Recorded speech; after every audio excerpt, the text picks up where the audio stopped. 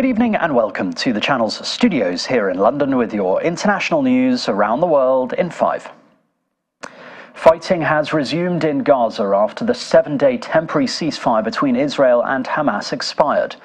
The Israeli military has dropped leaflets warning residents in parts of southern Gaza to flee for their safety as bombing resumes.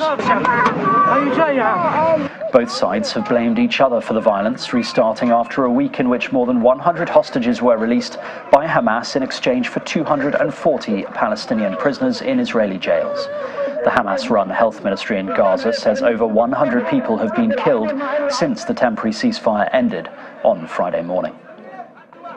The US Secretary of State Antony Blinken has clearly laid out benchmarks for the protection of civilians in Israel's war against Hamas in Gaza. Before Israel resumes major military operations, it must put in place humanitarian civilian protection plans that minimize further casualties of innocent Palestinians.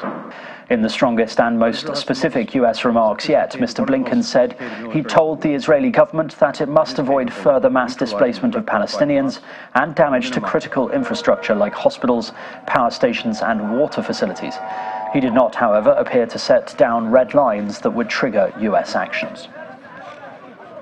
Heavy gunfire has been reported in Guinea-Bissau's capital on Friday morning, hours after some National Guard soldiers went to free a detained minister and senior state official. Members of the National Guard took the officials before seeking refuge in barracks south of the capital. Special forces then intervened after attempts to negotiate failed, resulting in an exchange of gunfire. Calm is said to have been restored later. Presidential hopeful Martin Fayulu has promised zero corruption if he wins the Democratic Republic of Congo's upcoming elections. Fayulu, who was in the eastern city of Goma for a campaign rally, came second in 2018's disputed vote. He claims he won and is once again one of the main challengers to the incumbent President Felix Tshisekedi.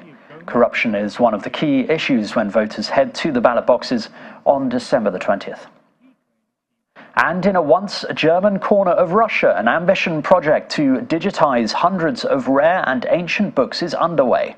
In Kaliningrad, sandwiched between Poland and Lithuania on the Baltic coast and separated from the rest of Russia, around 450 books dating from the 15th to the 20th centuries, some more accessible than others, are to be digitized.